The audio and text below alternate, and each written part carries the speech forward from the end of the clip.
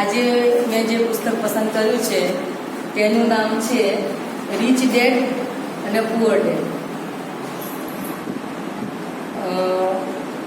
આનું જે લેખક છે તે રોબર્ટ ટી કિયોસાકી છે કે જેણે પોતાના પર અનુભવેલી અને શીખેલી બધી વાતો આ પુસ્તકમાં લખી છે. એનું જે ગુજરાતી અનુવાદન કર્યું છે તે છે નીતિન ભટ્ટ. હવે આ જે પુસ્તક છે તે એમ જોવા જઈએ તો કોમર્સને લગતું છે. એકાઉન્ટન્ટના સબ્જેક્ટ માટે આ પુસ્તક ખૂબ જ ઉપયોગી હોય એવું મને લાગી રહ્યું છે. પણ આ પુસ્તક એટલી બધી સરળ ભાષામાં લખાયું છે કે કોઈ પણ વ્યક્તિ આ પુસ્તક વાંચે તો એને બધો એકાઉન્ટિંગનો ખ્યાલ આવી જાય. એટલું સરસ અને એકદમ સાદી ભાષામાં સરળ શૈલીમાં આ પુસ્તક લખવામાં આવ્યું છે. આ પુસ્તકમાં લેખક એવું કહેવા માંગે છે કે આ પુસ્તક જે કોઈ પોતાના ભાવિ આર્થિક પરિસ્થિતિનું નિયંત્રણ કરવા ઈચ્છે છે તેને આ પુસ્તક ખૂબ જ કામનું છે. આર્થિક પરિસ્થિતિ તમે બધા જાણો જ છો કે ઇકોનોમિકલ આપણી ઇકોનોમીને આપણે જો નિયંત્રણ કરવી હોય તો એના માટેનું બહુ આ પુસ્તક મદદરૂપ બની શકે એ પ્રમાણેનું છે. આ પુસ્તક લેખકે દરેક મા બાપને અર્પણ કરેલું છે. કેમ તો કે મા બાપ જ બાળકના પહેલા શિક્ષક છે અને એમના વર્તન થકી એમના વ્યવહાર થકી બાળક બધા ગુણો શીખે છે. પછી નેતૃત્વના ગુણો હોય કે કમાણી કરવાના ગુણો હોય કે કોઈ પણ ગુણો હોય તો મા બાપ જો આ પુસ્તક વાંચે અને એ પ્રમાણે વર્તન કરે તો બાળકમાં આપોઆપ એ બધા વર્તણૂક આવી જાય છે. એટલે પહેલાં તો એણે મા બાપને અર્પણ કરેલું છે. આ પુસ્તક વેકેશન દરમિયાન સર વાત કરતા હતા કે રીચ ડેડ પુઅર ડેડની કોપી મંગાવી છે ત્યારે મને થયું કે શું હશે રીચ ડેડ પુઅર ડેડ. પછી વેકેશનના સંદર્ભે કીધું કે સરે પુસ્તક આપ્યું છે ને મેં પહેલો પ્રકરણ વાંચવાની શરૂઆત કરી. જ્યારે નોવેલ વાંચતી એટલું બધું ઇન્ટરેસ્ટ લાગ્યો. એટલું બધું ઇન્ટરેસ્ટિંગ પુસ્તક હતું કે હું એને ઘરે લઈ ગઈ. પછી પહેલું પ્રકરણ વાંચ્યું અને પછી મને એવું થયું કે મારે મારા ઘર માટે પણ પુસ્તક વસાવવું જોઈએ. અને પછી મેં મારા દીકરીને વાંચવા આપ્યું. એણે પણ પહેલું પ્રકરણ વાંચીને 2 પુસ્તકનો ઓર્ડર આપી દીધો. એક ઇંગ્લિશ વર્ઝનનું કેમ કે એને ગુજરાતીમાં એટલી બધી ખબર નથી પડતી એટલે એણે ઇંગ્લિશ વર્ઝનનું એક પુસ્તક વસાવી લીધું અને અમે અમારા પોતાના ઘર માટે 2 પુસ્તક વસાવી લીધા. કેમ કે આ પુસ્તક એટલું બધું જરૂરી છે કે આપણે કોઈને ભેટ આપીએ ને તો પણ એના માટે ખૂબ કિંમતી સાબિત થાય એવું આ પુસ્તક છે. આ પુસ્તક લેખકે એના 20 વર્ષ પહેલાં એટલે કે એની બર્થડે હતી 8 એપ્રિલ 1957ના રોજ એને પ્રસિદ્ધ કરેલી. એટલે કે એને કમાણી થઈ ગયા પછીની વાત છે. એને બધું જ પોતાની મિલકત કમાઈ લીધી. ત્યાર પછી એને એવું થયું કે મારા જ્ઞાનનો ઉપયોગ મારે સમાજને પણ આપવો જોઈએ. એટલે 8 એપ્રિલે 1957ના દિવસે આ પુસ્તક પ્રસિદ્ધ થયેલું અને 2000ની સાલમાં ન્યુયોર્ક ટાઈમ્સમાં આ પુસ્તક બેસ્ટ સેલર તરીકે પ્રસિદ્ધિ પામ્યું. એટલે વધારેમાં વધારે સેલિંગ થયેલું આ પુસ્તક છે. એટલે એટલું બધું બધાને ગમ્યું ને એટલી બધી એમને મદદરૂપ થયું કે લોકોએ પોતાના ઘર માટે વસાવી લીધું. ત્યારબાદ અમેરિકામાં એક ટીવી શો આવે છે ઓપ્રા વિન્ફ્રે નામની એક લેખિકા છે. કદાચ તમે જોતા હશો, બહુ જ ફેમસ છે. એણે એમને ઇન્ટરવ્યૂ માટે બોલાવ્યા અને પછી તો આ પુસ્તકે શું કહેવાય ઇતિહાસ સર્જો. લગભગ આ પુસ્તકની ઓછામાં ઓછી 4 કરોડ નકલ વેચાય. એટલું બધું આ પુસ્તક વિશે લોકોની ઉત્સુકતા જાણવા માટે જાગી. હવે એમાં પહેલાં પ્રસ્તાવના આપી છે. ખરેખર તમે પ્રસ્તાવના વાંચશો ને તો પ્રસ્તાવનામાં તમને આખા પુસ્તકની ઝાંખી આવી જાય છે. એ પ્રમાણે લેખકે આખું પુસ્તક લખ્યું છે. હવે પ્રસ્તાવનામાં અમીર અને ગરીબ પિતાની સરખામણી છે. તો તમને એક એવું ઉત્સુકતા જન્મે કે લેખકના 2 બાપ છે, અમીર બાપ અને ગરીબ બાપ. ખરેખર એવું નથી. તમે જેમ જેમ બધા પ્રકરણ વાંચતા જશો તેમ તેમ તમને ખ્યાલ આવશે કે આ પુસ્તકમાં શું કહેવા માંગે છે. અમીર બાપ કોણ છે અને ગરીબ બાપ કોણ છે. અમીર પિતા જે છે તે પોતાના વિચારોથી અમીર છે અને ગરીબ પિતા છે તે પોતાના વિચારોથી ગરીબ છે. તો પહેલા પ્રસ્તાવનામાં લેખકે બંનેની સરખામણી કરી છે કે અમીર બાપ શું કહેવા માગે છે અને ગરીબ બાપ શું કહેવા માગે છે. તો પહેલાં હું ગરીબ બાપ કેટલું ભણેલો છે અને અમીર પિતા કેટલા ભણેલા છે તેની વાત કરું તો ગરીબ પિતા PhD થયેલા છે અને 4 વર્ષનો જે કોલેજનો કોર્સ છે તે એમણે 2 જ વર્ષમાં પૂરો કર્યો છે અને પોતાના કાર્ડમાં એ સ્કોલર તરીકે ઓળખાતા હતા અને એ બેન્કરની નોકરી કરતા હતા, એટલે બેંકમાં નોકરી કરતા હતા. છતાં પણ એક ગરીબ પિતા તરીકે એમણે પુસ્તકમાં એમને આલેખ્યા છે. જ્યારે અમીર બાપ ખાલી 8 જ ધોરણ ભણેલા હતા પણ એ પોતાના વ્યાપારમાં એટલા બધા આગળ હતા કે એમણે એટલું બધો પૈસો કમાયો અને એમના વિચારોથી લોકોને કઈ રીતે અમીર બનવું તેના વિશેની માહિતી આપી. તો હું એ તફાવત તમને વંચાવું, તમને મજા આવશે કે ગરીબ બાપ જ્યારે રિટાયર થાય છે ત્યારે એ ખૂબ આર્થિક ભીસમાં હતા, એમની પાસે પૈસો નહોતો. જ્યારે હવે અમીર પિતા અને ગરીબ પિતા તમને ખ્યાલ આવી ગયો હશે. જ્યારે લેખકે અમીર પિતા વિશે શું લખે છે કે એ હવાઈ ટાપુના માલિક હતા, એટલા બધા ધનાઢ્ય વ્યક્તિ હતા જે ધોરણ 8 જ પાસ હતા. ત્યારબાદ જે ગરીબ પિતા છે એમણે વારસામાં લેણું આપેલું, એટલે કે દેવું મૂકીને ગયેલા. જ્યારે અમીર પિતા વારસામાં કરોડોની મિલકત આપે છે. ગરીબ પિતા એવું વિચારતા હતા કે પૈસાની લાલસા એ બધા પાપોનું મૂળ છે, એટલે આપણે એવું વિચારીએ કે પૈસોનું આપણે જરૂર નથી. જ્યારે અમીર પિતા શું વિચારતા હતા કે પૈસા ન હોવું એ બધા પાપોનું મૂળ છે. ત્યારબાદ ગરીબ પિતાની જે વાત કરી છે તે કે કોઈ પણ વસ્તુની જ્યારે આપણે એને વિચારીએ કે કશું કરવું હોય તો એ એવું કહેતા હતા કે આ મારા પહોંચની બહાર છે. કોઈ આપણે આ આવક ઊભી કરવી હોય તો આપણને લાગે કે ના, આ મારેથી આ નહીં, મિલકત હું નહીં ખરીદી શકું. જ્યારે અમીર પિતા શું કરતા હતા કે આ મારી પહોંચમાં કઈ રીતે આવી શકે, એટલે હું કઈ રીતે આ વસ્તુ લઈ શકું, પોતાના મનમાં પ્રશ્ન ઊભો કરતા હતા. ગરીબ પિતા હતા તે મગજને બિલકુલ તકલીફ નતા આપતા, જ્યારે અમીર પિતા હંમેશા મગજનો વધારામાં વધારે ઉપયોગ કરતા હતા.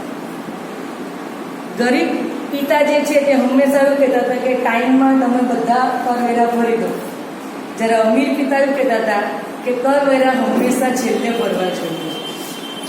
ત્યારબાદ ગરીબ પિતા છે તે શું કહેતા હતા કે વધુ ભણો અને નોકરી કરો અને વધારે પૈસા કમાવો, એટલે કે તમે પૈસા મેળવો કામ કરીને. જ્યારે જે અમીર પિતા હતા તે એવું કહેતા કે ધ્યાનથી અભ્યાસ કરો તો તમે સારી કંપની ખરીદી શકશો. ગરીબ પિતા શું કહેતા હતા કે તમને સારી કંપનીમાં જોબ મળશે તમે વધારે ભણશો તો. ને અમીર પિતા એવું કહેતા હતા કે તમે એવો અભ્યાસ કરો કે તમે સારી કંપની પોતે ખરીદી શકશો. બીજો તફાવત બહુ સરસ છે. અમીર પિતા એવું કહેતા હતા કે હું એટલા માટે અમીર નથી કે મારે સંતાનો છે, જ્યારે ગરીબ પિતા એવું કહેતા હતા કે મારે સંતાનો છે એટલે હું અમીર નથી. જ્યારે જે અમીર પિતા એવું કહેતા હતા કે સંતાનો છે એટલા માટે મારે અમીર બનવું છે. ગરીબ પિતા હતા તેવું કહેતા કે જમતી વખતે આપણે કોઈ ચર્ચા ના કરવી જોઈએ કોઈ પણ જાતની. જ્યારે અમીર પિતાને એવી વાત હતી કે હંમેશા નાણાકીય બાબતોની દરેક જગ્યાએ ચર્ચા કરી શકાય છે. ગરીબ પિતા જે હતા તે હંમેશા એવું એના બાળકને કહેતા હતા કે જોખમ ન લેવું જોઈએ, જ્યારે અમીર પિતા હંમેશા બાળકને કહેતા હતા કે જોખમ લેશો તો જ અમીર બનશો, નહીં તો અમીર બની શકશો નહીં. ગરીબ પિતા જે હતા ઘણા બધા સરસ સરસ તફાવત આપેલા છે, જે મને એવું લાગ્યું કે મારે બધા તફાવત કહેવા જોઈએ કે ઘર એ શ્રેષ્ઠ રોકાણ છે અને શ્રેષ્ઠ મિલકત છે. પછી હું તમને આગળ પ્રકરણમાં કહું છું મિલકત શું છે અને જવાબદારી શું છે. જ્યારે જે અમીર પિતા હતા તે એવું કહેતા હતા કે મિલકત, તમે જે ઘર લો છો એ તમારી જવાબદારી છે, મિલકત નથી. મિલકત ને જવાબદારી વચ્ચેનો તફાવત સમજવાનો છે. એકાઉન્ટિંગ છે તમે બિલકુલ બોર નહીં થાવ એ પ્રમાણેનું આપેલું છે. આપણને એવું લાગે કોમર્સ છે આપણને બહુ જ કંટાળો આવશે, પણ તમે જેમ જેમ વાંચશો ને તેમ તેમ એવું થશે કે ખરેખર આ બધું આપણે બહુ પહેલેથી જાણવા જેવું હતું. એટલે જ આ માતા પિતાને જ અર્પણ કરવાનું કહે છે કે માતા પિતાને જો ખબર પડે તો જ એના બાળકને જ્ઞાન આપી શકે છે. ગરીબ પિતા હતા તે સમયસર બિલ ભરી દેતા, 5 તારીખે બિલની તારીખ હોય તો એ પહેલાં ભરી દેતા. જ્યારે અમીર પિતા 5 તારીખ છેલ્લી હોય તો 5 તારીખે જ બિલ ભરતા. એનું કારણ પણ છે, એવું પછી તમને સમજાવીશ કે કેમ 5 તારીખે ભરતા હતા. ગરીબ પિતા હતા તે હંમેશા સરકાર પાસેથી ફાયદા મેળવતા, એટલે સરકાર પૈસા આપશે, આપણે જિંદગી જીવી લઈશું. જ્યારે અમીર પિતા છે તે હંમેશા પોતાની સ્વતંત્રતાથી આર્થિક સ્વતંત્રતા મેળવેલી, સદ્ધર થયેલા કે એમને સરકારના પૈસાની જરૂર જ ન પડે. ગરીબ પિતા હંમેશા બેંકમાં પૈસા મૂકીને પૈસા બચાવતા હતા, એટલે આપણે સેવિંગ ખાતું ખોલાવીને પૈસા બચાવ્યા કરીએ છીએ. જ્યારે અમીર પિતા હંમેશા પૈસાનું રોકાણ કરતા હતા. પૈસાનું રોકાણ કરશો તો જ પૈસા આવશે. અમીર પિતાનું એવું છે. ગરીબ પિતા એવું કહેતા હતા કે તમારે સારી નોકરી માટે સારો બાયોડેટા બનાવતા શીખવું જોઈએ. તમે ઘણીવાર બાયોડેટા બહુ સરસ આપણે બનાવીએ છીએ કે ઇમ્પ્રેસ થઈ જાય અને આપણને નોકરી મળી જાય. જ્યારે અમીર પિતા એવું કહેતા હતા કે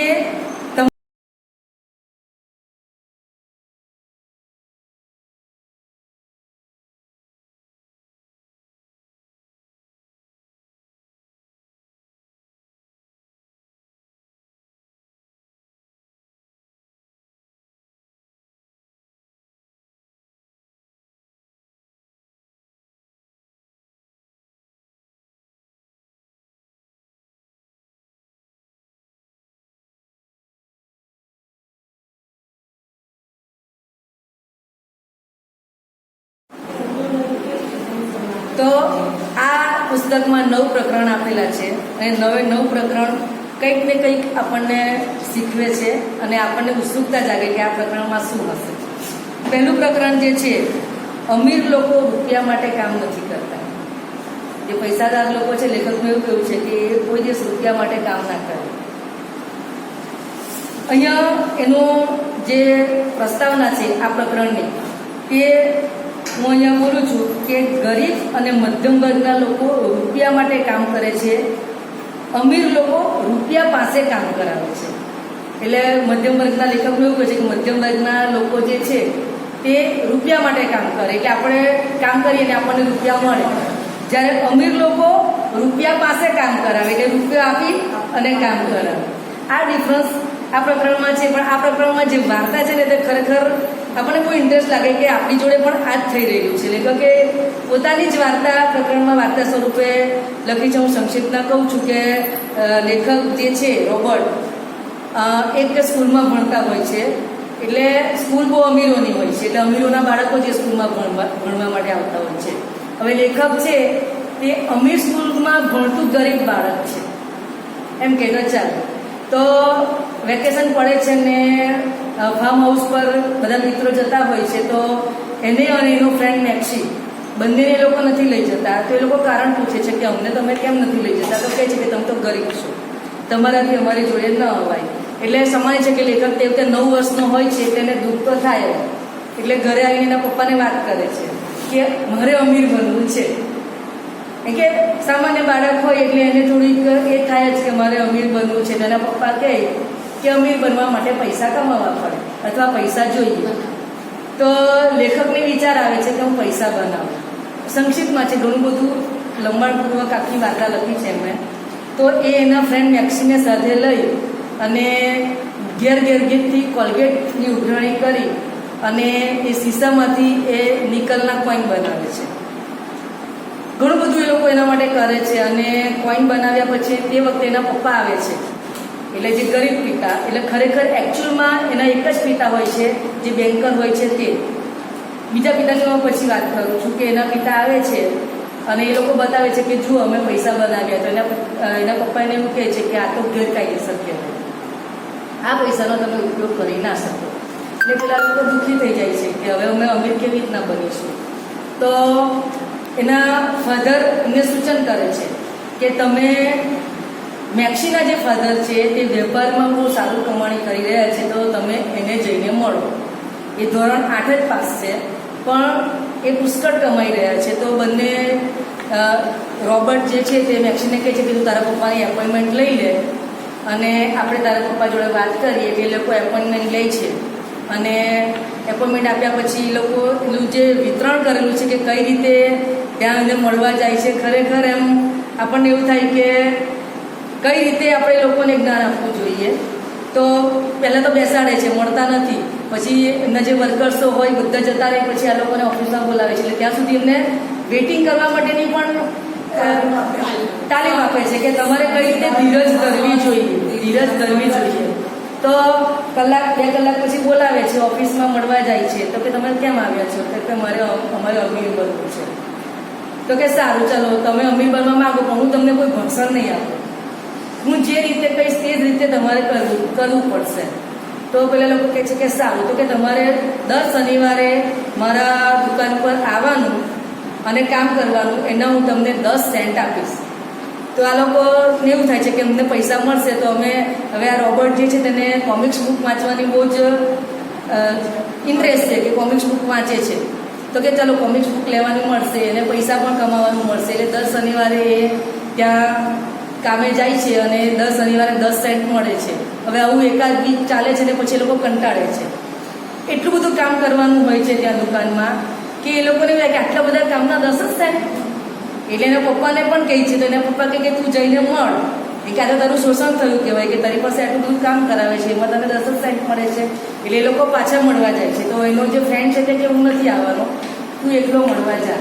એટલે એને મળવા જાય છે ને તો લગભગ 4 થી 5 કલાક એને વેઇટ કરાવે છે, બહાર જ બેસાડી રાખે છે. પછી એટલે હવે તમારી પાસે કોઈ વેઇટ કરાવે, તમારો ગુસ્સો કેટલો બધો આસમાને પહોંચી જાય. તો લેખકને પુષ્કળ ગુસ્સો આવે છે અને જ્યારે એ બોલાવે છે ત્યારે ગુસ્સામાં જ ઓફિસમાં જાય છે અને કહે છે તમે તો તમને મારું કોઈ માન નથી, તમે મને રિસ્પેક્ટ નથી આપતા, તમે મારું શોષણ કરો છો, તમે આટલું બધું મારી પાસે કામ કરાવો છો, એને 10 સેન્ટ આપો છો. પેલો બધું સ્વીકાર લે છે કે હા બરાબર છે. અને બીજા બધા જે મારી પાસે કામ કરે છે તે પણ આ જ પ્રમાણે છે, કે બધા આવી રીતના ગુસ્સો જ કરે છે. પણ તારે અમીર બનવું છે કે નહીં? તો પેલો કે હા મારે અમીર બનવું છે. પછી થોડો એનો ગુસ્સો ઓછો થાય છે અને અમીર તો બનવું જ છે, એટલે ગુસ્સો તો ઓછો કરવો જ પડે. તો એ ગુસ્સો ઓછો કરે છે કે હા મારે અમીર બનવું છે. તો કે તારે અમીર બનવું હોય તો હું કહીશ એ પ્રમાણે તારે કરવું પડશે, એ ના બનવું હોય તો પછી તું નોકરી છોડી દે. તો કે ના મારે નોકરી ચાલુ રાખી છે. તો કે હવે તને હું 1 રૂપિયો પગાર નહીં આપું, તારે નોકરી કરવાની પણ હું તને પગાર નહીં આપું. પેલા તો અમીર બનવું હતું એટલે સ્વીકારી લે છે કે હા હું હવે 1 રૂપિયો પણ પગાર નહીં લઉં. એને એવું લાગે તો છે અંદરથી, ગુસ્સો તો આવે છે, પણ હવે એને અમીર બનવું છે એટલે એ પગાર લેતો નથી. 2-3 અઠવાડિયા થાય છે પછી પેલો એને મળવા આવે છે મેક્સી, અને બંને જણ જોડે જે આ પિતા છે મેક્સીના પિતા મળવા આવે છે કે તમે કંઈ શીખ્યા આમાં? તો ના પડે છે કે અમે કશું જ નથી શીખ્યા એમ. તો એને ફરવા લઈ જાય છે, ત્યાં એમને સરસ આઈસ્ક્રીમને બધું ખવડાવે છે.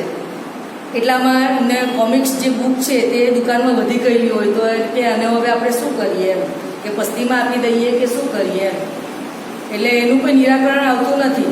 તો પેલો જે લેખકના મેક્સીના ફાધર છે તે આ લોકોને એવું કહે છે કે ચાલો હું તમને પગાર આપું, તમને હું $1 આપીશ. પછી એ લોકો કશું બોલતા નથી તો કે $5 આપીશ. એમ કરીને પગાર વધારે છે, પણ પેલા બાળકો કશું નથી બોલતા. એ એવું જ ઈચ્છે છે કે અમારે અમીર કઈ રીતે બનવું છે. એટલે પેલા એમને લાલચ આપી $5ની, છતાં પણ એ લોકોએ $5 ના લીધા. પણ એમને ધીરજ હતી ને એમને અમીર બનવું હતું. તો કે ના અમારે ડોલર નથી કમાવા, અમારે તો અમીર જ બનવું છે. તો લેખકે એમને લાલચ આપી છતાં પણ એમની વિચારસરણી એ જ હતી કે ના મારે અમીર બનવું જ છે. તો લેખકે એવું કીધું કે મગજને કશું વિચારો તમે અમીર કઈ રીતે બની શકો છો. તો લેખક અને મેક્સી છે બંનેને એક આઈડિયા આવે છે કે જે કોમિક બુક્સ છે ને તે બધી બુક્સ હું મારા ઘરે લઈ જાઉં. તો મેક્સીના ફાધર કહે છે કે હા લઈ જઈ શકો છો. તો શું કરશો? તો કે લાઇબ્રેરી બનાવીશું, જેને બુક્સ વાંચી હોય તે 10 સેન્ટ આપે, 2 કલાક માટે બેસીને બુક્સ વાંચી શકે છે. તો આ એમની ક્રિએટિવિટી આવી મગજમાં. જો $10 આપી દીધા હોય તો $10 કમાતે, પણ પૈસા કઈ રીતે કમાવા તે ક્રિએટિવિટી ક્યારે આવે? જ્યારે મગજનો આપણે તર્ક કરીએ કે અનુભવ કરીએ ત્યારે. તો એ આવી રીતના લાઇબ્રેરી શરૂ કરે છે અને ઘણા બધા પૈસા કમાય છે. 2-3 મહિના લાઇબ્રેરી ચાલે છે અને પછી બંને ફ્રેન્ડ્સ વચ્ચે કંઈ બનાવ બને છે અને લાઇબ્રેરી બંધ થઈ જાય છે. પણ એક વસ્તુ એમણે શીખી, કઈ? તો કે ક્રિએટિવિટી આવી, એમની વિચારવાની શક્તિ આવી કે કઈ રીતે પૈસા બની શકે છે.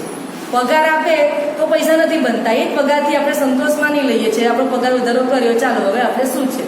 પણ અમીર બનવું હોય તો આ નહીં ચાલે. જો આપણે અમીર નહીં બનીએ તો આપણું શોષણ થવાનું છે, એ પછી કોઈ પણ ફિલ્ડમાં હોય. બરાબર છે? તો લેખકનું એવું કહેવું છે કે અમીર બનવું તો તમારે જાતે વિચારવું પડશે કે તમે કઈ રીતે અમીર બની શકો છો. એટલે આ પ્રકરણમાં એ કહે છે કે અમીર લોકો જે છે તે રૂપિયા પાસે કામ કરાવે છે. એટલે આપણે એને લાઇબ્રેરી ખોલી અને એને ક્રિએટિવિટી આવી ગઈ ને એને રૂપિયા પાસે કામ કરાવે. પછી તો લેખક 35-40 વર્ષના થાય છે અને ખૂબ જ વધારે પૈસા કમાય છે અને રિટાયર પણ થઈ જાય છે અને આરામની જિંદગી જીવે છે. કેમ? તો કે એની પાસે એટલી બધી આવક ઊભી થઈ જાય છે કે એને કામ કરવાની જરૂર જ નથી પડતી. એટલે બીજું જે પ્રકરણ છે તે પણ ખરેખર બહુ સરસ છે. શા માટે નાણાકીય બાબતો વિશે શીખવવું જોઈએ? એમ તમે જોવા જાઓ તો એવું કહેવાય કે તમે કેટલા પૈસા બનાવો છો તે મહત્વનું નથી, પણ તમારી પાસે કેટલા પૈસા રહે છે તે મહત્વનું છે. આપણે રિટાયર થઈએ અને પછી આપણે વિચારવું પડે કે હવે શું કરીશું, પૈસા ક્યાંથી આવશે. તો એ આપણે અમીર બનેલા ના કહેવાય, પણ રિટાયર થઈ ગયા પછી પણ આપણે આરામની જિંદગી જીવી શકીએ તે મહત્વનું છે. તો એના માટે શું કરવું પડે? તો કે નાણાકીય બાબત શીખવી પડે. એમ જો આપણે શાળામાં મોટે ભાગે નાણાકીય બાબત શીખવાની આવતી જ નથી. જ્યારે ખરેખર આપણી શાળા કે કોલેજ આપણી પાસે ડિગ્રી આવી જાય ત્યારે શિક્ષણ બંધ થઈ જાય છે. ખરેખર શિક્ષણ તો પછી શરૂ થાય છે, એમ કહેવા જાય તો ચાલે. બરાબર છે? તો લેખકનું એવું કેવું છે કે અમેરિકાના જે અગ્રણી ઉદ્યોગપતિઓ હતા, એકવાર આવી રીતના મિટિંગ થાય છે અને 1923માં બધા ઉદ્યોગપતિઓ ભેગા થઈને ચર્ચા કરે છે કે ઘણા બધા ઉદ્યોગપતિઓ અપઘાત કરવા માટે પ્રેરાયા છે, ઘણા એકદમ લેણદાર થઈ ગયા છે. આવું કેમ બન્યું? કેમ આટલા બધા અમીર હતા, અમીર લોકો હતા છતાં પણ એ લોકો ગરીબ થઈ ગયા? તે વખતે તે મંદી આવે છે અમેરિકામાં અને એ મંદીમાં મોટા મોટા ઉદ્યોગપતિઓનો બધો ઉદ્યોગ બેસી જાય છે ને એ લોકો એકદમ ગરીબ થઈ જાય છે. આવું કેમ થયું? તો કે નાણાકીય બાબતોનું આયોજન એમની પાસે હતું જ નહીં. કેમ નહોતું? તો કે શીખેલા જ નહોતા. કઈ રીતે નાણાંની વ્યવસ્થા કરવાની, કઈ જગ્યાએ રોકાણ કરવાનું, ક્યાંથી પૈસો આવશે. લેખકનું કેવું એવું હતું કે એ કોઈ પણ ઉદ્યોગપતિને એવી ખબર નથી કે હું પૈસાનું રોકાણ ક્યાં કરું. બસ પૈસો આવ્યો અને વાપર્યા કર્યો અને મંદી આવી. અત્યારે આપણે કહીએ છીએ કે કોરોનાનો લહેર આવ્યો એટલે મંદી આવી ગઈ ને ઘણા બધા ઉદ્યોગો બંધ પડી ગયા. આ જ સ્થિતિ લેખકે અહીંયા વર્ણવેલી છે કે ઘણા બધા ઉદ્યોગો બંધ પડી ગયા. એ કેમ બંધ પડી ગયા? તમે જુઓ છો કે અત્યારે ઘણા લોકો શું કરતા હતા, પહેલા બધા જે કપડાનો ઉદ્યોગ કરતા હતા, જે દરજી હતા કે સેલિંગ કરતા હતા, એ લોકો માસ્ક બનાવવા માંડ્યા અને કમાણી કરવા માંડ્યા. વિચાર શક્તિ છે એ લોકોની અંદર, ક્રિએટિવિટી છે. ઘણા પીપીઈ કીટ બનાવવા માંડ્યા અને પુષ્કળ કમાવા માંડ્યા. એટલે ક્રિએટિવિટી ક્યારે આવે કે જ્યારે પણ આપણે નાણાકીય આયોજનની ખબર હોય ત્યારે. અને એના માટે આપણે ખરેખર તો પહેલા ધોરણથી શિક્ષણ આપવું જોઈએ નાણાકીય બાબતનું. તો જ એ જ્યારે ખરેખર પોતાની જાતે કમાતો થાય ત્યારે એને ખબર પડે કે મારે નાણાં ક્યાં રોકવા જોઈએ. તો આ વસ્તુ બીજા પ્રકરણમાં છે કે તમે કેટલા પૈસા બનાવો તે મહત્વનું નથી, પણ તમારે પાસે કેટલા પૈસા રહેશે તે મહત્વનું છે. હવે આમાં એમણે જે જવાબદારી અને મિલકતનો તફાવત આપેલો છે. અહીંયા જે હું તમને કહેતી હતી કે મિલકત અને જવાબદારી કઈ, આપણે કીધું કે મકાનની મિલકત ના કહેવાય. તો મિલકત કોને કહેવાય? તો કે ભાડાની જે આવક છે તેને મિલકત કહેવાય, ડિવિડન્ડ છે તેને મિલકત કહેવાય, શેર લઈએ છીએ તેને મિલકત કહેવાય, પછી બોન્ડ છે તેને મિલકત કહેવાય, પછી પ્રોમિસરી નોટ્સ આવે છે એને મિલકત કહેવાય કે જે આવક ઊભી કરે છે. તમે પુસ્તક તમે વાંચશો ને તો એમાં મિલકત એટલે આંકડાકીય માહિતી છે કે કઈ મિલકત તમારી પાસે હોય તો તમારી જાવક કેટલી ને આવક કેટલી છે. અને તમારી પાસે જવાબદારી કોને કહેવાય? તો કે જવાબદારી એટલે શું? તો કે તમે ઘર લીધું એની પાછળ તમે ટેક્સ ભરો, હાઉસ ટેક્સ ભરો, એ તમારી જવાબદારી થઈ કહેવાય. એનું મેન્ટેનન્સ કરવાનું. તમે ગાડી લઈ લીધી તો એનું તમારે મેન્ટેનન્સ કરવું પડે. તમે બધા તમારા સુખ શાંતિના બધા જ પ્રવાહ લઈ લીધા તો એ બધા માટે તમારે જાવક જ કરવી પડે. એમાંથી તમને શું આવક મળી? સારી નોકરી મળી ગઈ અને આપણે બધું લઈ લીધું, પણ એ તો તમારી જાવક થઈ. આવક કઈ થઈ? તો આવક મિલકતમાંથી મળે છે. આ બધી આપણી જવાબદારી છે. હાઉસ ટેક્સ ભરો, આ બિલ ભરો, પેલું બિલ ભરો. લેખક કહેશે એ બધી જવાબદારી તમારી જાવક જ ઊભી કરે છે. જો તમે રોકાણ કરો, તમારી પાસે એક ઘર હોય તમે બીજું ઘર લો, ધીરે ધીરે લેવાય તો એ ઘરની જે ભાડાની આવક છે તે તમારી મિલકત થઈ કહેવાય. એટલે ઘર મિલકત ક્યારે બને? કે જ્યારે એમાંથી તમને આવક મળે ત્યારે. તો આપણા જે મધ્યમ વર્ગના લોકો છે તે મોટે ભાગે આવક, વેરો અને સોશિયલ સિક્યોરિટીમાં જ અટવાયા કરે. એટલે મેડિક્લેમ કરાવે, બધા વેરા ભરેલ, LICનો વીમો ભરે, એ બધી સોશિયલ સિક્યોરિટી છે, એમાં જ બધી જાવક જતી રહી. બકમિનિસ્ટર ફુલર એક લેખક છે, તેની એક વ્યાખ્યા છે કે સંપત્તિ એટલે કોઈ વ્યક્તિ તેના આધારે કેટલા દિવસો વિતાવી શકે તેનો માપદંડ છે. બીજા શબ્દોમાં જો કહે તો લેખક કહે છે કે હું જો આજે કામ બંધ કરું તો કેટલા દિવસો ગુજરાન ચલાવી શકું. અને મિલકતમાં થતી આવક અને ખર્ચમાં થતી આવકનો જે તફાવત છે તે જ અમીર આપણને બનાવે છે. હવે પ્રકરણ 3 જે છે, તમારા વેપારમાં ધ્યાન આપો. એમાં પણ એક સંક્ષિપ્તના પ્રસ્તાવના આપેલી છે કે અમીરો એમની મિલકત પર ધ્યાન આપે છે, જ્યારે બીજા બધા આવકના અહેવાલ પર ધ્યાન આપે છે. અમીરો શું કરે છે કે મારી પાસે કેટલી મિલકત છે અને એમાંથી મને કેટલી આવક મળે છે એ આંકડાકીય માહિતી રાખે છે. જ્યારે આપણે શું કરીએ છીએ, બેંકમાં આપણા કેટલા પૈસા જમા થયા છે એ બેલેન્સ શીટ જ જોયા કરીએ છીએ. મારી પાસે આવક આવે તો એનું રોકાણ કરવું, જ્યારે આપણે બેલેન્સ શીટ જોઈ અને એમાં કેટલું વ્યાજ આવશે એ જ એનો અહેવાલ જ આપણે ખાલી જોયા કરીએ છીએ. એટલે હંમેશા પાસબુકમાં એન્ટ્રી કરીએ છીએ. બરાબર છે. તો અહીંયા કીધું છે તમારો બિઝનેસ સંભાળો, આખી જિંદગી માત્ર બીજા માટે જ નહીં કામ કરો. એવું કહે છે કે નોકરી છોડીને દેવાની. આ એવું નથી કહેતા જ્યારે આપણી પાસે પૈસાની જરૂર હોય તો નોકરી તો કરવી જ પડે, પણ સાથે સાથે તમે બીજો ધંધો પણ કરી શકો. તમારી અંદર જે કૌશલ્ય હોય એ ધંધો પણ તમે વિકસાવી શકો. જ્યારે એ ધંધો એસ્ટાબ્લિશ થઈ જાય અને જ્યારે તમે માણસો રાખી શકો ત્યારે તમે નોકરી છોડી શકો છો. એટલે નોકરી છોડવાની એવી વાત જ નથી આવતી, પણ મિલકત કમાવાની વાત આવે છે. બરાબર છે. તો ગરીબ લોકો એસારામની વસ્તુ પહેલા ખરીદે છે અને અમીર લોકો પછી ખરીદે છે. કઈ રીતે? તો કે મારો સારો પગાર થઈ ગયો, હસબન્ડ વાઈફ જોબ કરતા હોય, સરસ પગાર આવતો હોય એટલે પહેલા કાર લઈ લે, પછી ઘર લઈ લે, બધી જ ડેબિટ કાર્ડ ક્રેડિટ કાર્ડ બધું જ લઈ લેવામાં આવે એટલે પછી જાવક શરૂ થઈ જાય. જ્યારે અમીર લોકો શું કરે છે? રોકાણ કરે છે, લેતા નથી. ને રોકાણ કર્યા પછી જે એમાંથી નફો આવે એમાંથી પોતાની એસોરામની વસ્તુ કરે છે. પહેલા નથી લઈ લીધા. જ્યારે આપણે શું કરીએ છીએ? બધું પહેલા જ લઈ લઈએ છીએ. આટલો તફાવત છે. પછી પ્રકરણ જે 4 છે, કરવેરાનો ઇતિહાસ અને કોર્પોરેશનની શક્તિ. આપણે બધા ટેક્સ ભરીએ છીએ, આપણે જીડીપી ને બધા શબ્દ સાંભળ્યા જ કરીએ છીએ. એ ટેક્સ ક્યાંથી આવ્યો એનો ઇતિહાસ લેખક અહીંયા કહે છે કે અમેરિકા અને ઇંગ્લેન્ડમાં જ્યારે વિશ્વયુદ્ધ થતું હતું ત્યારે સરકાર પાસે અમુક જે રકમ જોઈએ તે રકમ હતી નહીં, એટલે એમણે અમીરો પર ટેક્સ નાખવાનું શરૂ કર્યું. એટલે અમીરો ટેક્સ ભરે અને એની આવકમાંથી લશ્કરમાં જે જરૂરિયાત હોય તે પૈસો એ લોકો વાપરતા હતા. પછી ધીરે ધીરે ગરીબોને સમજાવ્યું કે આપણે તો અમીરો પાસે ટેક્સ લેવાની છે ને, એટલે આપણે ટેક્સ નાખીએ લોકો પર, જો તમે સહી કરી આપો તો એમણે એક કાયદો બનાવી દીધો ટેક્સનો, ને ગરીબોએ સહી કરી આપી, ને ધીરે ધીરે એ કાયદો બધાને લાગુ પડવા માંડ્યો. આપણે પહેલાં જ એજ્યુકેશન ટેક્સ ભરીએ છીએ, 200 રૂપિયા ભરીએ છીએ ને. એટલે આપણે જેમ જેમ આપણે કમાણી કરતા જઈએ તેમ તેમ આપણે બધું ટેક્સમાં, તમે જેટલી વધારે કમાણી કરો એટલું વધારે ટેક્સ ભરો છો. જ્યારે અમીરોએ વિચાર્યું કે ટેક્સ કઈ રીતે ન ભરવો, કઈ રીતે વિચાર્યું? તો કે એમણે કોર્પોરેશન સ્થાપી. કોર્પોરેશન એક સંસ્થા નથી, એક કાગળ પરનું એક રૂલ્સ છે કે જેમાં એવા કાયદા છે કે જેમાં ટેક્સ સૌથી ઓછો ભરવો પડે.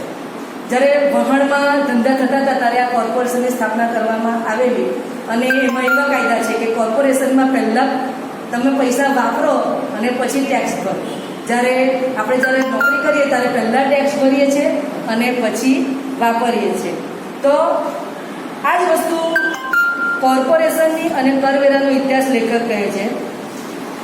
તમે જો પૈસા માટે કામ કરતા હોવ તો એ પૈસા તમારા માલિક માટે કામ કરે છે, અને જો પૈસો તમારા માટે કામ કરે તો તમે એના પર નિયંત્રણ કરી શકો છો. બરાબર છે. પ્રકરણ જે 5 છે, અમીરો પૈસા બનાવે છે, એમાં પણ છે કે શીખવા માટે કામ કરો, પૈસા માટે નહીં. શિક્ષિત પિતા માટે સલામત નોકરી મહત્વની હતી, જ્યારે અમીર પિતા માટે શીખવું એ ખૂબ જ મહત્વનું હતું. લેખક ઘણી બધી જગ્યાએ પોતે નોકરી કરવા જાય છે, ઓછા પગારની પણ નોકરી કરે છે. એને સૌથી પહેલાં જે નોકરી મળે છે એમાં એટલો બધો પગાર એનો મળે છે તો એના પિતા એવું કહે છે કે તું અહીંયા સ્થાયી થઈ જા, પણ એ નોકરી છોડી દે છે અને ઝેરોક્સ કંપનીમાં કામ કરે છે, સેલ્સમેનની નોકરી કરે છે. કેમ? તો કે એને બધા ફિલ્ડનું જ્ઞાન લેવાનું હોય છે. કેમ એને જ્ઞાન લેવાનું? કે જ્યારે એ અમીર બનવા માંગે તો જેને બધા ફિલ્ડનું જ્ઞાન હોય, દલાલીનું છે, સેલ્સમેનનું છે, માર્કેટિંગનું છે, તો એને ખબર પડે કે મારે નાણાં કઈ રીતે નાણાંનો પ્રવાહ મારી તરફ આવશે. એટલે એ આ પ્રકરણમાં એવું કહે છે કે લોકોએ હંમેશા શીખતા જ રહેવું જોઈએ. શીખવા માટે કામ કરો, પૈસા માટે નહીં. અને બીજી પણ એક વાત છે, અમીરો પૈસા બનાવે છે એની જે વાત છે એમાં ગ્રેહામ બેલ, તમે બધા જાણો છો, વૈજ્ઞાનિક જે ટેલિફોનનો શોધક હતો, એની પાસે એટલી બધી ટેલિફોનની માંગ હતી કે પહોંચી નતો વળતો. એટલે ટોપની કંપની પાસે પોતાની રાઈટ આપવા જાય છે, એટલે કઈ રીતે ફોન બને છે એનું રાઈટ આપવા જાય છે, તો એ ના પાડે છે, બધા એની બાજુ હસે છે અને પછી ઇતિહાસ સર્જાય છે. ને ગ્રેહામ બેલ પુષ્કળ કમાય છે પોતાની જાતે જ. અને એક બીજું એક ટીવીનું ઉદાહરણ આવે છે કે બે પતિ પત્ની હતા, તે કંપનીવાળાને આજીજી કરતા હતા કે અમને નોકરીએ રાખો, અમે હવે શું કરીશું. તો ગ્રેહામ બેલ પોતાની જાતે ઇન્વેસ્ટ કરી અને પોતે કમાણી કરે છે. જ્યારે નોકરી કરવાવાળાએ જ્યારે નોકરી જતી રહી ત્યારે કંપનીવાળાને કાલાવાલા કરવા પડે છે કે અમે તમને રાખો. એટલે અમીરો શું કરે છે? પૈસા બનાવે છે જ્યારે ગરીબો નોકરી કરે છે. પ્રકરણ 7 છે અવરોધો કઈ રીતે પાર કરવા. હવે આ જે પ્રકરણ 6 છે ને, એમાં એક વાક્ય બહુ સરસ છે, શીખવા માટે કામ કરો, પૈસા માટે નહીં. એમાં એમણે પોતાના પુસ્તકનું નામ રાખેલું, if you want to be rich and happy don't go to school. એ શિક્ષણના તો હતા જ કે શિક્ષણ તો લેવું જ જોઈએ, પણ એને પોતાના પુસ્તકનું નામ આ રાખ્યું, વિવાદાસ્પદ રાખ્યું. કેમ આવું રાખ્યું? એના જે પ્રકાશક હતો તેણે એવું કીધું કે આ પુસ્તકનું નામ ઇકોનોમિક્સ ઓફ એજ્યુકેશન રાખો.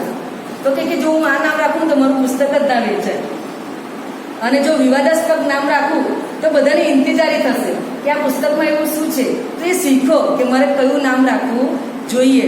અને એ નામ રાખ્યા પછી તમે જાણો છો કે 4 કરોડ એનું પુસ્તક વેચાયા, એ નામ પર વેચાયા. એટલે આ પણ એક શીખવાની વસ્તુ છે કે આપણે કઈ રીતે લોકોને આપણી બાજુ પ્રલોભન આપી શકીએ છીએ કમાણી કરવા માટે. તમે આ એડવર્ટાઇઝમેન્ટ જુઓ જ છો, બરાબર છે. તો પ્રકરણ 7માં છે અવરોધોને કઈ રીતે પાર કરવા. અમીર અને ગરીબ વચ્ચે મુખ્ય તફાવત તે લોકો જે રીતે ભય ઉપર કાબુ મેળવે છે કે છે. હમણાં સરે એવું કીધું કે જોખમ લેવું પડે, અમીર બનવું હોય તો ભય દૂર કરવો પડે. વિજય ત્યારે જ મળે જ્યારે તમે પરાજયને સમજો ત્યારે. અહીંયા લખેલું જ છે કે વિજય એટલે પરાજયથી ન ડરવું, નિષ્ફળતા એ સફળતાની ચાવી છે. આપણે કહીએ છીએ, લેખક પણ અહીંયા આ જ વાત કરે છે કે વિજય એટલે પરાજયથી ન ડરવું. ટેક્સાસમાં એક બીજી સરસ કહેવત છે કે બધાને સ્વર્ગમાં જવું છે પણ કોઈને મરવું નથી. મને સ્વર્ગ મળે પણ સ્વર્ગમાં જવા માટે તો મરવું તો પડે જ ને. અને વધુ પૈસા એક જ જગ્યાએ રોકો. ઘણા શું કે ઓછા પૈસા ઘણી બધી જગ્યાએ રોકે. આ મ્યુચ્યુઅલ ફંડમાં રોકે, SIPમાં રોકે, બીજી બધી જગ્યાએ રોકે, એવું નથી. અહીંયા લેખક એવું છે કે વધારે પૈસા એક જ જગ્યાએ રોકો. ફોકસનો એ મિનિંગ બહુ સરસ આપેલો છે, follow one course until you success. એટલે જ્યાં સુધી તમે સક્સેસ ના થાવ ત્યાં સુધી તમારે એક જ કોર્સને પકડી રાખવો જોઈએ, તો જ એમાં તમને સફળતા મળે. પ્રકરણ 8 છે શરૂઆત કઈ રીતે કરવી. હવે આપણે અમીર બનવું છે પણ શરૂઆત કઈ રીતે કરવી એના હું ખાલી મુદ્દા જ કહીશ, બરાબર છે. તો પહેલું છે સબળ કારણ શોધવું. એટલે આત્મશક્તિનો પ્રયાસ કરો. મારી અંદર કઈ શક્તિ છે ને હું કઈ રીતે પૈસા કમાઈ શકું છું, કયામાંથી મને પૈસા મળશે, પૈસા કમાવાનું કારણ શોધો, આત્મચિંતન કરો. બીજો તબક્કો છે રોજ પસંદગી કરો. હું આ ધંધો કરીશ, અલગ અલગ જગ્યાએ જાઓ અને કઈ વસ્તુમાંથી સારા આપણે પૈસા મળી શકે છે, પસંદગી કરવાની છે. એટલે પસંદગીનો અહીંયા આપણે પસંદગી કરવાની શક્તિનો વિકાસ થાય. એમ પણ બાળકને આપણે શીખવીએ જ છીએ, મિત્ર એવો શોધવો, આપણે કહેવત કહીએ છીએ. એટલે યોગ્ય મિત્રની પસંદગી કરો. એટલે ઘણા મિત્ર એવા હોય ને કે આપણે પૈસા રોક્યા હોય ને, હવે આ તો પૈસા તારા ડૂબી જ જવાના, આપણને પુશ નથી કરતા, પુષપ પુરેશ ના આપે, હંમેશા બેહાડવાની જ વાત કરે. એટલે એવો મિત્ર શોધવો કે આપણે રોકાણ કરીએ તો એમાં આપણને એની બુદ્ધિ પણ આપણને આપે અને આપણે યોગ્ય રોકાણ કરી શકીએ, એવો મિત્ર શોધવો. એક નુસ્ખો બરાબર શીખી જાઓ પછી નવું શીખો. બધું એક સાથે નવું નહીં શીખી લેવાનું. પહેલાં એક વસ્તુ શીખો પછી બીજી વસ્તુ શીખો. આમ જલ્દીથી શીખવાની શક્તિનો તમારો વિકાસ થશે. તમારી જાતને પહેલાં પૈસા ચૂકવે. સ્વયં શિસ્તની વાત છે. હું તમને જે પહેલાં મેં વાત કરેલી કે જાતને પહેલાં પૈસા, એટલે આપણા માટે પહેલાં પૈસા વાપરો. મેં તમને કીધું કે બિલ ભરીએ આપણે પહેલી 5મી તારીખ છેલ્લી હોય પણ આપણે જે તારીખે આવી હોય ને બીજા દિવસે બિલ ભરી દઈએ. કારણ કે આપણે એની ચિંતા હોય કે મારી પાસે પૈસા નહીં હોય તો મારે દંડ વધારે આપવો પડશે. જ્યારે લેખક છેલ્લી તારીખે બિલ ભરે. કેમ? તો કે એને મગજમાં વિચાર આવ્યા કરે કે મારે હજુ બિલ ભરવાનું બાકી છે એટલે મારે વધારે પૈસા કમાવા પડશે. એટલે પોતાના માટે તો કમાય છે પણ વધારેમાં વધારે પૈસા કમાય અને બિલ ભરે છે. એટલે વધારે પૈસા કમાવાની આપણા મગજમાં એક સતર્કતા રહે, ચેતવણી રહે કે જો હું પૈસા નહીં ભરું તો મારું બધું કપાઈ જશે. એટલે લેખક છેલ્લી તારીખે એટલા માટે બિલ ભરે કે એને ઉત્સુકતા આવે કે વધારે કમાણી કરી શકે. બિલ તો એને ભરવાનું જ છે પણ એ છેલ્લી તારીખે ભરે છે. તમારા દલાલને સારું વળતર આપો. આપણે શેર દલાલનો ધંધો આપણે નથી કરતા પણ આપણને એના વિશે થોડું જ્ઞાન તો છે જ કે ઘર લેવેચ કરવું હોય તો વચ્ચે દલાલ હોય. લેખક શું કરે છે? હંમેશા એવો દલાલ પસંદ કરે છે કે જે સારી મિલકત વિશે આપણને માહિતી આપે અને એને યોગ્ય વળતર ચૂકવે છે. એટલે કઈ રીતે કે વધારે પૈસા આપે. ઘણીવાર આપણે કે દલાલને આપણે 2% આપવાના, 4% નહીં આપવાના, તો એ દલાલ તમારું કામ એ જ રીતે પાર પાડશે. એટલે યોગ્ય દલાલ આપણે શોધવાનો અને એને વધારે વળતર ચૂકવવાનું, જેથી કરીને દરેક મિલકત વિશે આપણને જાણકારી આપે, કોઈ પણ વસ્તુ छिपाવે નહીં. એટલે દલાલને પણ આપણે યોગ્ય વળતર આપવું જોઈએ. તો એ આપણને સારી સલાહ આપે. એટલે આના દ્વારા સારી સલાહની શક્તિ મળે. રેડ ઇન્ડિયનની જેમ આપો. તે તમને એવું થાય કે આ રેડ ઇન્ડિયન કોણ છે? તો કે અમેરિકાના વતનીઓ છે કે જે લોકોને મદદ કરતા હતા. એકવાર યુરોપિયન લોકો અમેરિકા જાય છે, ત્યાં ખૂબ જ ઠંડી પડતી હોય છે, તો રેડ ઇન્ડિયન એમને ધાબળા આપે છે. એ પાછા માગે છે તો પેલા લોકોની વૃત્તિ આપવાની નથી હોતી. એકવાર લીધા પછી પાછું આપવું નહીં. તો રેડ ઇન્ડિયનનું દુઃખ થાય કે એ લોકો આપણે આપે તો પાછું કેમ નથી આપતા. તો એ એવી વૃત્તિ રાખો. કઈ રીતે? કે ધારો કે મેં કોઈ જગ્યાએ પૈસાનું રોકાણ કર્યું તો ત્યાંથી મને ઝડપી પૈસા કઈ રીતે મળશે? એ રોકાણ મારે તરત, ધારો કે મેં 50,000નું ઘર ખરીદ્યું, હવે એ ઘર મારે લાખ રૂપિયામાં ઘરે વેચાશે અને મારે મારા 50,000 પાછા મળી જશે, એવી વૃત્તિ રાખવાની. તો તમે વધારે પૈસા કમાઈ શકો. 8મી વાત છે, એશ આરામની વસ્તુઓ માટે મિલકતની આવકનો ઉપયોગ કરો. એટલે ધ્યાન કેન્દ્રિત કરવાની કલ્પના શક્તિ આવે. કઈ રીતે? તો કે મેં તમને પહેલાં જ કીધું કે આપણે જે ગરીબ વર્ગ કરીએ છીએ, મધ્યમ વર્ગના લોકો, એવું નહીં કરવાનું. અમીરો પણ આવું જ કરે છે. ઘણા અમીર લોકો એવું કરે છે ને છેલ્લે પછી દિવાળું ફૂંકાઈ જાય છે કે બધી જ એશ આરામની વસ્તુ બહાર ફોરેનમાં ફરે ને આ ને તેને. તમે માલ્યા વિશે જાણો છો બધું. એની પાસે નાણાકીય આયોજન નહોતું ત્યારે એણે દેશ છોડીને જવું પડ્યું. એ આવી રીતે બિઝનેસ જ કરતો હતો. પણ એશ આરામની વસ્તુ ક્યારે આપણે વાત લઈએ કે જ્યારે મિલકતમાંથી જે આપણને નફો મળે છે એમાંથી રોકાણ કરો. જે મિલકત થઈ એ મિલકત વેચાયા પછી, ધારો કે 50,000નું ઘર લીધું ને એ ઘર લાખ રૂપિયામાં વેચાયું તો એની ઉપર જે 50,000 નફો થયો તે આપણી મિલકત થઈ અને એમાંથી તમે સૌથી મોટી ગાડી લઈ શકો છો.